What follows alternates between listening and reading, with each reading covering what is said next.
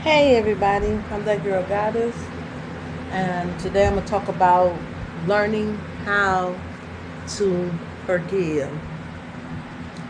See, when we read, the Our Father say, "Forgive those as He has forgiven you." But sometimes people do some things that is so trying. Yeah, it's easy to forgive someone if, let's say, they didn't come to an event you've thrown. Excuse my eyelashes; it's so hot. My glue on my lashes is literally melting. But anyway, sometimes, people always say, well, I forgive real fast. But then when you mention somebody's name, then all of a sudden they be like, ugh, I can't stand that person. Or, it's always something negative said. Right then is a sign you haven't forgiven them. And that's something God had told me one time. Because whenever He mentioned somebody's name, I was like, man, you know what? Forget them people. I don't go around them. And in my mind, I did let it go. But another part of me, we try to say stuff like, but I ain't forgot. But it was beyond that. Because whenever the name was mentioned, I just straight up just go to, I go to pieces. I be like, oh, you know what? I ain't even trying to be bothered. I ain't trying to hear nothing about them. It was always so negative. So one day God let me know I didn't forgive. You know, He was like, no, you're still mad. It ain't that you didn't forget. You're still angry. And I was angry. Because when you trust somebody for years, my baby, when you trust some people for years, and she was to be the godmother of my children. And we had talked about one day when we get real old, that we was gonna bring up everything. We took lots of pictures. We put footnotes on pictures, and I was just like, um, I was just like, this. Okay, we gonna do this. We talked about people who couldn't have friends that last a lifetime. People celebrate, separating for foolish reasons and everything. And then all of a sudden, one day, I didn't get nothing, no, because she had moved to Colorado because she had this guy she had played, and he was really trying to bring harm to her. So I helped her escape. And then when she got down there, she got to working at a company, and the lady she was working for was, I'm gonna say, really friendly on some guy, that worked under her. But she just felt like she wanted that man, and she had a tendency to do stuff like that. I loved her in spite of her ways, because some of her ways was just, it was overboard, it was just too much. But as a friend, it was like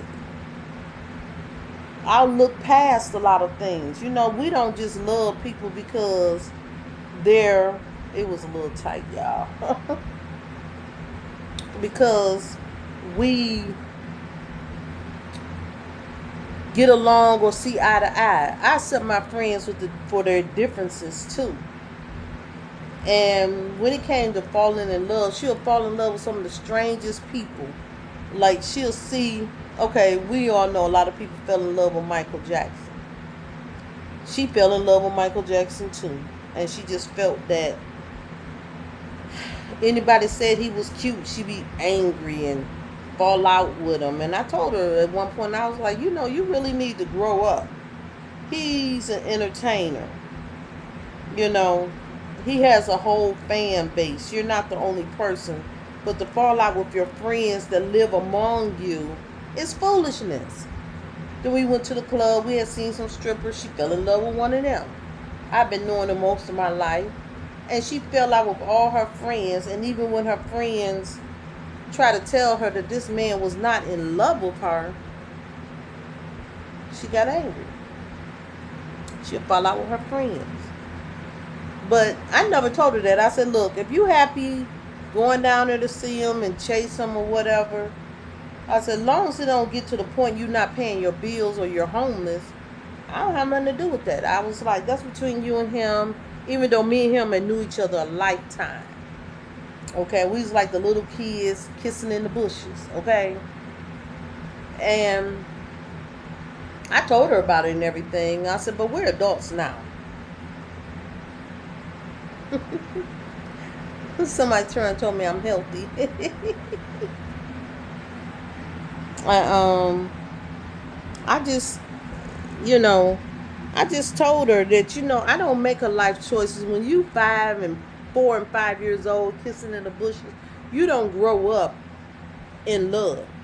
You don't grow up trying to command somebody's life. But it ended up, one night, we was going to the club. He went center stage and asked me to marry him. Now, we wasn't flirting, we wasn't talking, it was just out of the blue. And later on, he confessed and told me that he loved me even as a child. And, he played his record Insatiable and talked about us being in the bushes. And I didn't know how to take that. One, I was pregnant by another man. I just wasn't showing I was married. And he ran off the stage and, he let it be known, center stage. And she ran out the stage. I knew y'all was talking. I was like, no, we was not talking. And that's when I started seeing that she was trying to control something. And I just told her, I said, you don't really know him like that, and you want to fall out with everybody. But long story short, got past that. But after she moved to Colorado, because she had took a lot of pictures with him, and he asked me to tell her that he wanted the pictures because he felt that, in his heart, he felt that she was a witch at one point. And he didn't want to deal with her. So, I got the pictures from her, some of them. And she went back to Colorado, and then she sent me a letter saying, send her some pictures. So I sent her like a couple of pictures, but I did what I said I was going to do. I had burnt most of those pictures, like he asked me to. He wanted to break ties with her. He used to always say he couldn't stand her. It was just part of the job. Take a picture. And mind you, when she go down there, trust me, she was only giving him $1. He didn't care nothing about that because he told me about us being close and how he felt. He never wanted me to stand there and give him a lot of money. But on his birthday, it wasn't a lot of money. It was probably like $25. But when you've been knowing somebody since you're 4, that's nothing,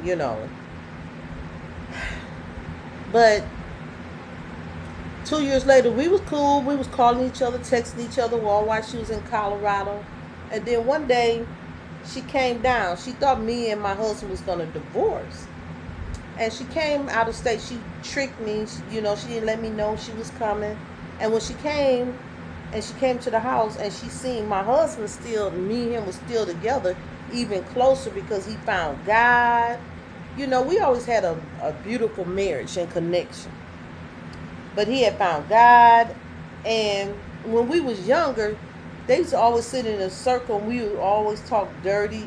It wasn't me. I was the one to turn around and say, oh my God, y'all such a bunch of, pervs. And me and him was married, but he told me one day, he said, nah, she's doing that on purpose. She's trying to hit on us. She said with you, she was doing certain things, and with me, she was doing certain things. And I was like, well, as long as you don't go for it, I ain't trying to be bothered with all of that because y'all always have talked like this. But when she came out of state, she seen us together. She went to hold the old school conversation back when we were teenagers. And he turned around and told her, he said, no. He said, I'm a God-fearing man now. He was a bishop then. She didn't even know. And he was like, I'm sorry, but the old me, we don't hold those kind of conversations no more. I give my wife the highest amount of respect, and he told her, when I was a child, I spoke as a child, but now as a man, I put away foolish things. And he said, the things that you're saying is inappropriate. He said, even if my wife is not jealous, even if I'm not going to act on it, I'm just not going to visit back in the old days when we used to sit up and talk cray cray. He said, I'm a man of the cloth, and my wife, she always have been, you know, I was ordained early, so I have always been in ministry and doing the work. But at one point, I was in a car accident and I retired. Okay. But God is calling me back. And she looked at so hurt that she went to go visit some other friends we used to hang out with, and she didn't come back to my house. After she left the state, I went to write her, and the letters were returned. I was like, wow. But they said it was, wrong address. I was like, wow, she didn't even send me her new address. So I waited months, years, no contact. And then I just went to God and accepted that our friendship was over. And I was devastated because we had promised that when we got old, and I'm nowhere near that level old that we were talking about. We was talking about being in our 80s, talking about old school things we experienced, what we share memories together, the children, the babies. And the fact that she was my children's godmother, that's what hurt, because they was wondering why wasn't their godmother calling them. They couldn't call her. She just up, left, and dumped them. And my son even tried to reach out to her on Facebook, because I ended up finding her on Facebook, because we grew up on down the block from each other, across the street from each other. And she got into financial difficulty. She even lost her home, and I had a 2-family flat. I let her live in there free. Okay? And when I say I didn't understand, I was so broken that we lost contact, that one day I was just venting on Facebook, and I just posted. I said, at this stage of my life, I don't ever want a new best friend. I said, because it hurts when when you recognize the relationship has come to an end for no reason. Especially, I was like, when we were young, I prophesied to her, and I told her, I said, God showed me that once you move out of state, you're going to find your husband, because she was chasing this dancer. Well, as soon as she moved out of state, she did eventually find her husband. But before then, the lady she was working for, she ended up challenging her boss for the man that she thought, that she took a liking to, and ended up getting terminated. Long story short, she ended up losing her apartment when she was out there. And I told her not to do that. I said, that's your boss. Stay out of their stuff. Right? It went from one extreme to the next. So, I'm going to tell you, I left it alone. She told me she had got homeless and had to move in with her cousin in that state, and I hadn't heard from her again. Okay. Which was really, really crazy, because we had went through so much together. I mean, everything. And this came up.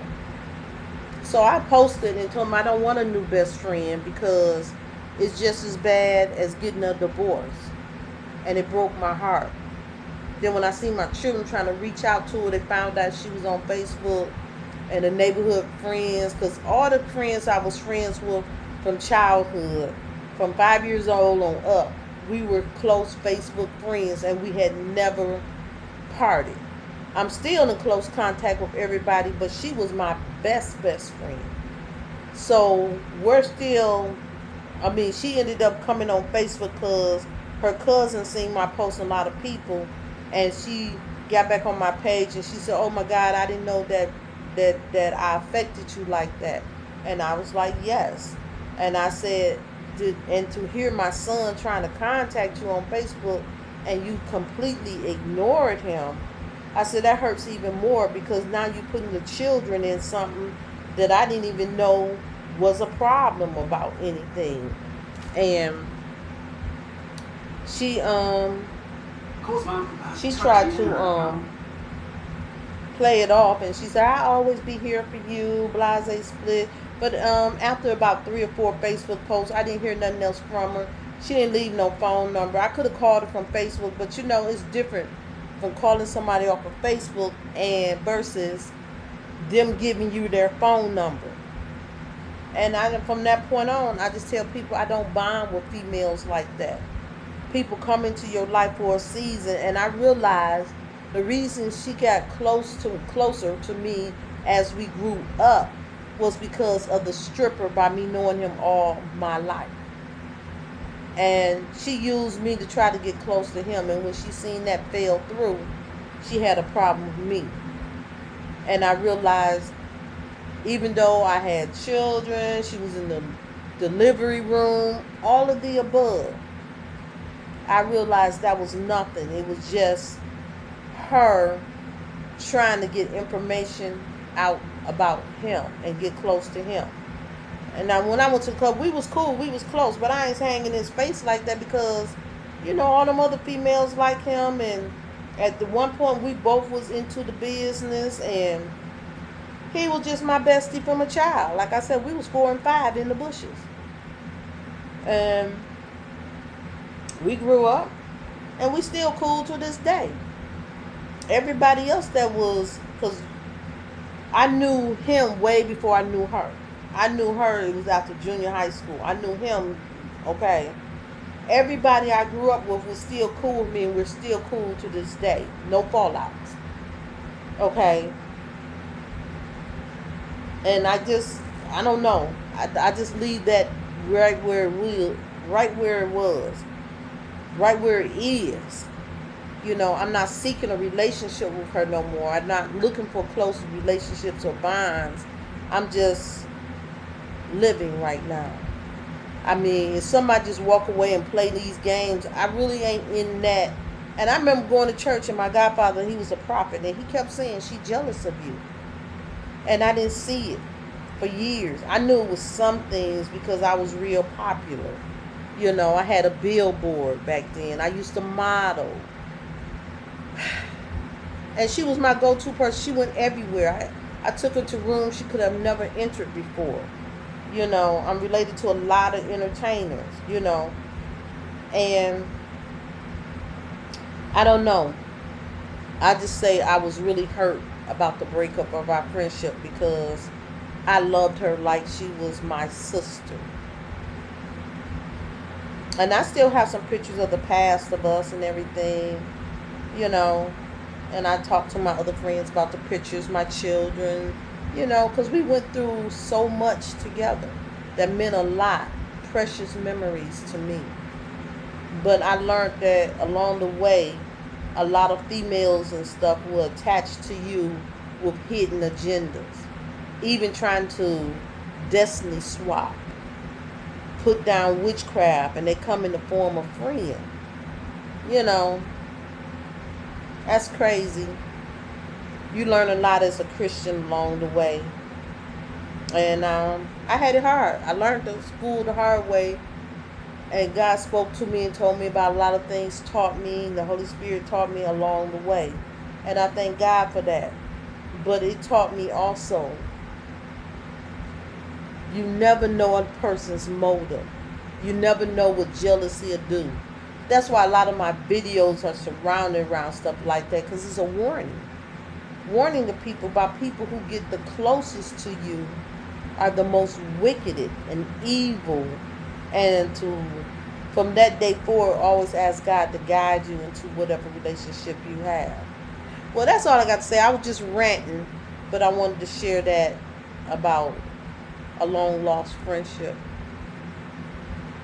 based off of secret agendas. Bye. That's my story time.